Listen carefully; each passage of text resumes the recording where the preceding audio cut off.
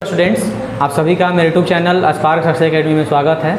और आज हम लोग क्लास 10th का जियोग्राफी पढ़ेंगे, ठीक है, जिसमें आपका जो चैप्टर था थर्ड नंबर निर्माण उद्योग चल रहा था। और इसमें आप कहाँ तक पढ़े थे, मतलब कृषि आधारित उद्योग तक पढ़े थे, ठीक है। तो कृषि आधारित उद्योग क्या होता है, पढ़े थे कि उसमें वैसा उद्योग होता है जो अपने कच्चे वस्तुओं के लिए किस पे डिपेंड होता है, कृषि पर, जैसे कि सूती वस्त्र उद्योग, चीनी उद्योग, जूट उद्योग, पटसन उद्योग, रेशमी वस्त्र उद्योग, वो सब कृषि आधारित उद्योग था, है ना। तो सब आप पढ़े थे। आज आपको पढ़ना क्या है इसमें, है ना, खनिज आधारित उद्योग। तो देखिए, खनिज आधारित उद्योग किसे कहते हैं, तो वैसा उद्योग जो अपने कच्चे वस्तुओं के लिए किस पे डिपेंड रहेंगे, खनिजों पर, जो अपने कच्चे माल के लिए, कच्चे वस्तुओं के लिए डिपेंड किस पर रहेंगे, खनिज को उसे कहेंगे खनिज आधारित उद्योग। जैसे में लौह एवं इस्पात, सीमेंट, रसायन उद्योग, ये सब आ जाएगा आपका, ठीक है।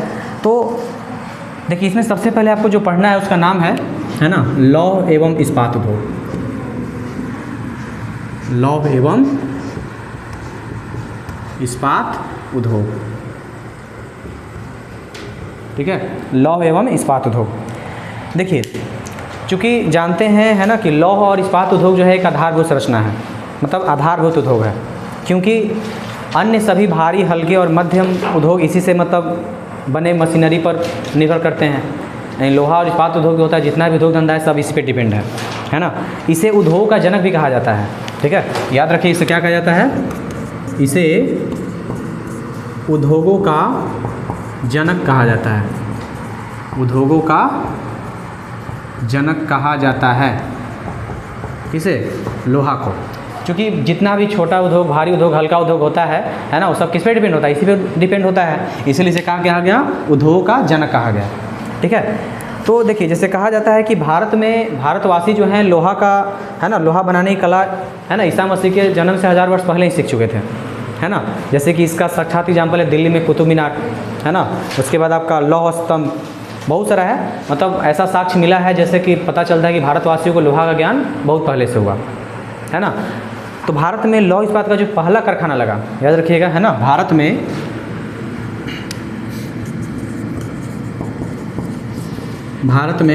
लौह इस्पात का पहला कारखाना कहाँ लगा, है ना। भारत में लौह इस्पात का जो पहला कारखाना लगता है वो लगता है 1830 में। कहाँ लगता है, कब लगता है, 1830 ईस्वी में पोर्टो नोवा, है ना, पोर्टो नोवा नामक स्थान पे, तमिलनाडु में।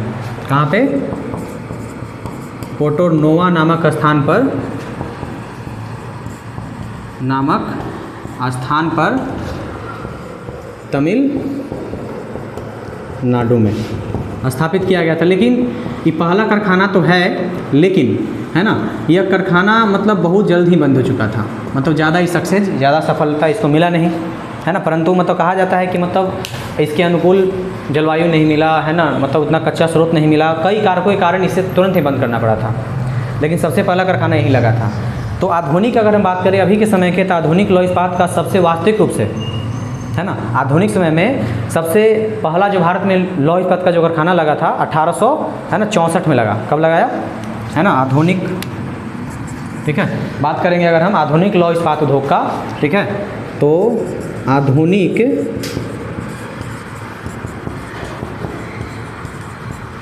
लौह इस्पात उद्योग, है ना। आधुनिक लौह इस्पात उद्योग का वास्तविक रूप से विकास या वास्तविक रूप से शुरुआत कर सकते हैं। वास्तविक रूप से शुरुआत कब हुआ, 1864 ईस्वी में। कब हुआ था, 1864 ईस्वी में पश्चिम बंगाल के कुल्टी नामक स्थान पर। कहाँ पे, पश्चिम बंगाल के कुल्टी नामक स्थान पर, है ना, लोहे के कारखाना स्थापित है। यानी कि पश्चिम बंगाल में कुल्टी नामक स्थान पर, है ना, मतलब कारखाने के स्थापित होने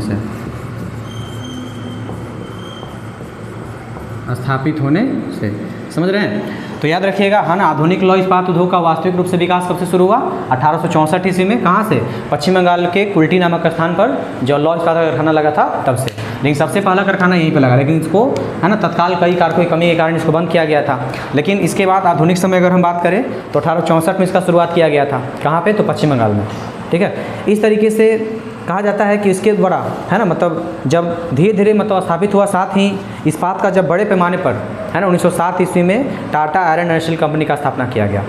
Tata iron and steel company का स्थापना झारखंड में यानी झारखंड के जमशेदपुर में किया गया 1907 में। इसके बाद क्या होता है ना 1907 ईस्वी में Tata iron and steel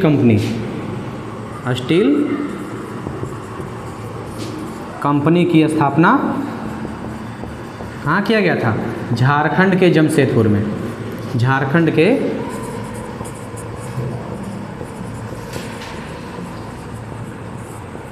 Jamshedpur में किया गया। ठीक है, तो याद रखिएगा आपका इसमें 2-3 पॉइंट हो गया है ना। भारत में लौह इस्पात का पहला कारखाना लगा 1830 में, लेकिन कई कारकों की कमी कारण से बंद किया गया। आधुनिक लौह इस्पात उद्योग का वास्तविक शुरुआत कब से हुआ? 1864 में। और Tata iron and steel company की स्थापना कब हुआ? 1907 में झारखंड के है ना जमशेदपुर में। ठीक है, इसके बाद स्वतंत्रता से पूर्व कहा जाता है कि इसके बाद पश्चिम बंगाल में बर्नपुर, कर्नाटक के भद्रावती, कई जगहों पे स्वतंत्रता से पहले कारखाने लगाए गए। और आज कहा जाता है कि जब भारत आज़ाद होता है तो आज़ादी के बाद भारत में 10 ऐसे बड़े बड़े कारखाने हैं जो विदेशी, कहा जाता है ना, मतलब 10 बड़े बड़े कारखाने हैं जो विदेशी, कुछ उसमें से कुछ विदेशी देशों के सहयोग से लगाया गया, और लगभग 200 छोटे छोटे इस्पात संयंत्र हैं है ना। आज़ादी के बाद 200 अभी छोटे छोटे हैं और 10 बड़े जो कई देशों के, कई विदेशी मतलब 2-3 देशों के सहायता से लगाया गया भारत में। ठीक है, इसके बाद अगर हम बात करें, देखिए तो चूँकि जानते हैं कि लौह इस्पात उद्योग क्या है, लौह इस्पात जो है एक भारी उद्योग है ना। इसमें भारी और अधिक स्थान घेरने वाले कच्चे वस्तु का उपयोग होता है। इसमें लौह गैस, कोकिंग कोयला, चूना पत्थर, मैग्नीज बहुत ज़्यादा यूज होता है इसमें है ना। तो लगभग कहा जाता है कि देखिए जैसे विशाखापत्तनम एक ऐसा संयंत्र है जहाँ इसका स्थिति जो है देश के मतलब प्रायद्वीपीय क्षेत्र में है। भारतीय प्रायद्वीप के खनिज संपन्न उत्तरी पूर्वी भाग में स्थित है, जहाँ पे खनिज ज़्यादा मिलता है।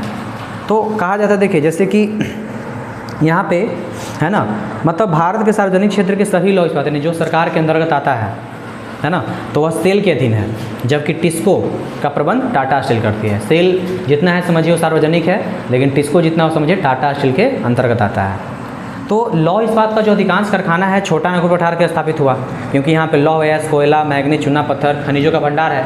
तो जहाँ पे लौह इस्पात के अनुकूल खनिज मिलेगा वहीं पे इस सब का संयंत्र या कारखाना ज़्यादा लगता है। तो आज उदारीकरण, निजीकरण, भूमंडलीकरण, वैश्वीकरण के चलते क्या है, पूरे विश्व में आज पूरा बाजार जुड़ चुका है ना। और इस उद्योग को आज बढ़ावा दिया जा रहा है बहुराष्ट्रीय कंपनियों के द्वारा है ना। छत्तीसगढ़ के रायपुर में, उड़ीसा के गोपालपुर में नए नए केंद्र स्थापित किए गए हैं। तो एक लाइन याद रखिएगा है ना, जमशेदपुर को भारत का बर्मिंघम भी कहा जाता है। इसमें क्या लिखना है याद रखिएगा, ही पूछेगा कि भारत का है ना, मतलब भारत का बर्मिंघम किसे कहा जाता है। तो लिखिए याद रखिएगा जमशेदपुर को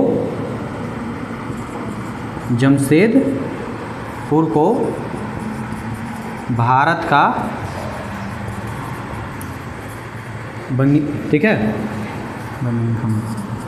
बर्मिंघम कहा जाता है, क्योंकि बर्मिंघम जो है इंग्लैंड का एक शहर है जहाँ पे है ना लौह इस्पात का बहुत बड़ा कारखाना है, बहुत ज़्यादा कारखाना है। तो इसीलिए भारत का बर्मिंघम कौन हुआ है ना, जमशेदपुर। यहाँ पे भारत में जमशेदपुर में लौह इस्पात का बहुत बड़े बड़े कारखाने स्थापित किए जा चुके, बहुत छोटे छोटे भी हैं। इसी कारण से भारत का बर्मिंघम किसे कहा गया, जमशेदपुर को। ठीक है, तो समझ गए कि लोहा उद्योग बहुत भारी उद्योग है, जहाँ पे इसके अनुकूल खनिज मिलेगा। जैसे छोटा नागपुर का पठार हो गया, वहाँ पे कोकिंग कोयला, मैग्नीज, चूना पत्थर बहुत ज़्यादा मिलता है। तो इस कारण से है ना वहीं पे सब चीज़ लगाया गया है, ज़्यादातर कारखाना आपको वहीं मिलेगा। ठीक है, अब इसमें हम देखेंगे आगे, ठीक है, कि आगे देखेंगे क्या इसमें कि कौन सा विद्युत मतलब जो कौन सा कारखाना है कौन से देशों के सहयोग से लगाया गया है। ठीक है, देखिए अब है ना आपके मतलब हमारे देश में जो महत्वपूर्ण लौह इस्पात उद्योग है ना, उसके बारे में जानेंगे। देखिए तो इसमें जो आपके एग्जाम में ज़्यादातर पूछा जाता है ना, कि कौन सा लौह इस्पात संयंत्र कहाँ है और किस देश की सहायता से लगाया गया है। तो देखिए इसमें टोटल है तो ऐसे 10, लेकिन आपको 10 याद नहीं करना है ना, जो आपके एग्जाम में ज़्यादातर पूछा गया है ना, और ज़्यादा मतलब आने का चांस जिसको ज़्यादा रहता है उसी को बताया जा रहा है इसमें। देखिए सबसे पहला है टाटा लोहा इस्पात संयंत्र है ना, कब लगा था 1907 ईस्वी में, इससे पहले ही बता चुके हैं है ना, झारखंड के जमशेदपुर में। ठीक है, कहाँ पे है, झारखंड के जमशेदपुर में है। दूसरा आपका है ना विश्वेश्वरैया है ना लोहा और इस्पात संयंत्र कहाँ है, कर्नाटक के भद्रावती में है। तो याद रखिएगा कि है ना विश्वेश्वरैया लोहा इस्पात संयंत्र कहाँ पे है, तो कर्नाटक में किस स्थान पे, तो भद्रावती स्थान पे। ठीक है। इसमें देखिए, इसमें जो सबसे इम्पोर्टेंट है आपका ज़्यादातर, है ना, याद रखिएगा, जैसे कि आपका हो गया टाटा, इसके बाद भिलाई, है ना, फिर उड़ीसा का है इसमें, और ये वाला याद रखिएगा पश्चिम बंगाल का, ठीक है। मतलब ज़्यादातर ये 4 को पूछा जाता है। अगला है आपका भिलाई लोहा एवं इस्पात संयंत्र।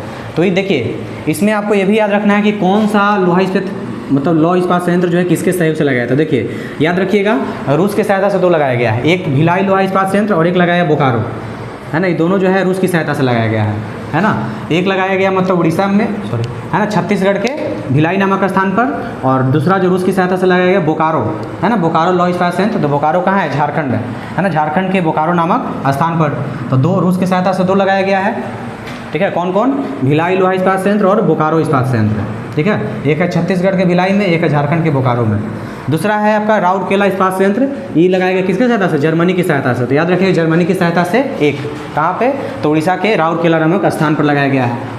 एक आपका है दुर्गापुर इस्पात संयंत्र, है ना, जो किसकी सहायता से लगाया गया है, ब्रिटेन की सहायता से लगाया गया। किसकी सहायता से, ब्रिटेन की सहायता से लगाया गया है आपका, ठीक है। और ये कहाँ पे है, पश्चिम बंगाल के दुर्गापुर में, ठीक है। तो ये आपका रूस की सहायता से 2, जर्मनी की सहायता से 1, और मतलब ब्रिटेन की सहायता से 1। रूस में कहाँ कहाँ, तो रूस कहाँ कहाँ लगाया, भिलाई में यानी छत्तीसगढ़ में, और एक झारखंड में, है ना। भिलाई लोहा इस्पात संयंत्र और बोकारो दोनों रूस की सहायता से, है ना। राउरकेला इस्पात संयंत्र जो है जर्मनी की सहायता से उड़ीसा में। उसके बाद दुर्गापुर इस्पात संयंत्र कहाँ पे है, तो पश्चिम बंगाल के दुर्गापुर में। तो ज़्यादातर फेमस तो यही है, दुर्गापुर याद रखिएगा, है ना, पश्चिम बंगाल में पड़ता है। बोकारो, भिलाई, 3, 4 जो 5 जितना भी लिखा हुआ है 5 याद रखिएगा, ठीक है। तो इसके बाद देखिएगा, इसके बाद जो आपका है ना, इस तरीके से आप फिर आपको बताया गया था कि जमशेदपुर को भारत का क्या कहा जाता है, बमृघम कहा जाता है। तो लौह इस्पात उद्योग के बारे में समझ ही गए होंगे, है ना। इसका सबसे पहला कारखाना 1830 में पोर्टोनोमा नामक स्थान पर तमिलनाडु में लगाया गया था। इसके बाद क्या लगाया गया था, मतलब आधुनिक तौर पे इसका विकास 1864 से शुरू हुआ, ठीक है, जहाँ पे पश्चिम बंगाल के कुल्टी नामक स्थान पर लगाया गया था। उसके बाद Tata iron and steel company कहाँ पे, झारखंड के जमशेदपुर में 1907 में लगाया गया, ठीक है। तो इस तरीके से आपका क्या हो गया, लौह इस्पात उद्योग खत्म हो गया। और आज आपका इतना ही तक रहेगा। इसके बाद आपको अगले दिन आगे इसमें एल्युमिनियम उद्योग और उससे आगे बताया जाएगा, ठीक है।